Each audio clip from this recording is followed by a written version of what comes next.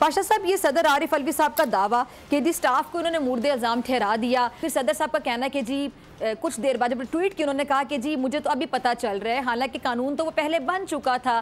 तो बड़े सवाल सदर साहब पे भी उठाए जा रहे हैं कि इतनी देर वो खामोश क्यों रहे, उनको पता कैसे नहीं चला? देखिए, 2 दिनों से मुसलसल ये बात चल रही है और कोई क्लैरिफिकेशन अभी तक नहीं आई।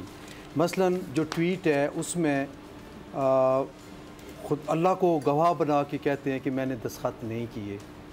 इस हद तक हम मान लेते हैं, क्योंकि बात यही अभी तक सामने आई है कि उन्होंने सिग्नेचर्स नहीं किए। ठीक है। दूसरे पार्ट में कहते हैं कि मुझे आज पता चला कि ये कानून बन गया।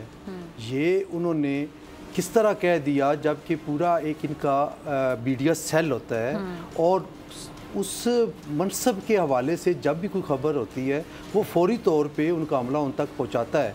इतनी अहम ख़बर कि 24 घंटे गुजरने के बाद या 28 घंटे गुजरने के बाद आप ट्वीट कर रहे हैं और कह रहे हैं कि मुझे आज पता चला। इस पे भी रिजर्वेशन है कि ये कैसे मुमकिन है कि आपको 24 घंटे पहले इसकी खबर नहीं हुई, जब वो कानून बन चुका है और आप सदर मुमलिकत हैं, आप कह रहे हैं मुझे आज पता चला। और तीसरी जो है वो है कि इम्प्लाइडली उन्होंने ये तस्लीम कर लिया कि ये कानून बन चुका है। वो है कि आखिरी 2 लाइनें कि मैं उनसे माफ़ी मांगता हूँ जो इससे जिनको इससे तकलीफ़ हुई होगी, मैं उनसे माफ़ी मांगता हूँ। इट मीन्स कि उन्होंने इम्प्लाइडली तस्लीम कर रही है कि कानून का तो दर्जा हासिल कर गया है और अब आपको अगर तकलीफ़ होगी तो उसके लिए मैं माफ़ी का तलबगार हूँ।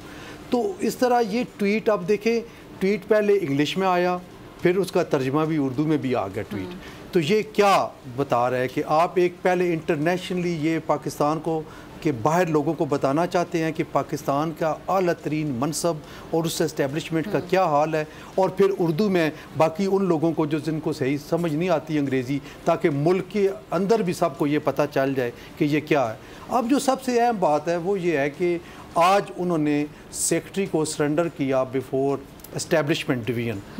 वो 22 ग्रेड के ऑफिसर हैं, वकार अहमद, मैं उनको नहीं जानता, लेकिन एक चीज़ मैं समझता हूँ कि जब इस लेवल पे पहुंचते हैं कि जब आप सदर मुमलिकत या वज़ीर आज़म के प्रिंसिपल सेक्रेटरी मुकर्रर होते हैं तो वो कैरियर ऑफिसर होता है, सबसे अच्छे ऑफिसर को चुन के लगाया जाता है इस मनसब पे। और उन्होंने आज बहुत ज़बरदस्त, अभी जो लेटेस्ट बात आई है कि उन्होंने एक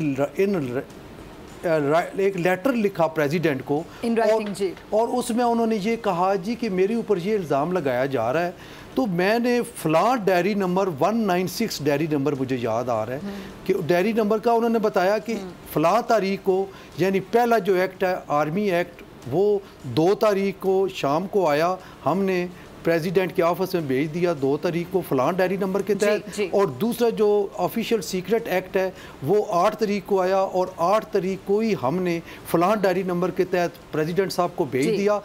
और सबसे अहम बात कि वो दोनों एक्ट अभी तक उनके ऑफिस में हमारे तक नहीं पहुँचे, और साथ ही उन्होंने जो मुतालबा किया है कि इसकी FIA से इंक्वायरी कराई जाए, तो उन्होंने अपने आप को इंक्वायरी के लिए पेश किया, लेकिन सदर मुमलिकत ने इस वक्त तक ना चीफ जस्टिस ऑफ पाकिस्तान को रेफरेंस भेजा, कोई लेटर लिखा, और ना ही इस मामले की इंक्वायरी कराने के लिए कोई तारुफ किया।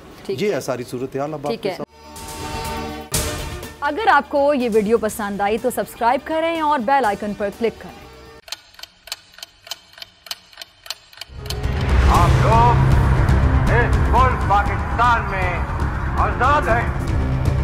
सहाफती उसूलों पर कारबंद बोल न्यूज ने रखी रिवायत बरकरार। बोल न्यूज की जानिब से देखने वालों को यौम आजादी की बेहद मुबारकबाद। मुल्क भर से जश्न आजादी की तकरीबात बोल ने दिखाई अपनी स्क्रीन पर।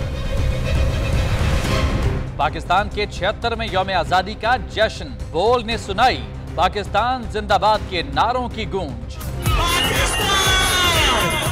बोल की सबसे बड़ी ट्रांसमिशन में पाकिस्तान का नाम रोशन करने वालों ने दिए कौम को पैगाम। बेपनाह मुश्किलात का सामना करके इस मुल्क को हासिल किया। आज़ाद कौमों को बहुत सी कुर्बानियाँ देनी पड़ती हैं। 76 वारियों में आज़ादी का दिन जोश खरोश के साथ मनाया, क्योंकि जिंदाबाद पाकिस्तान ये है बोल की पहचान। सब्सक्राइब करें और बेल दबाएं ताकि कोई खबर रह न जाए।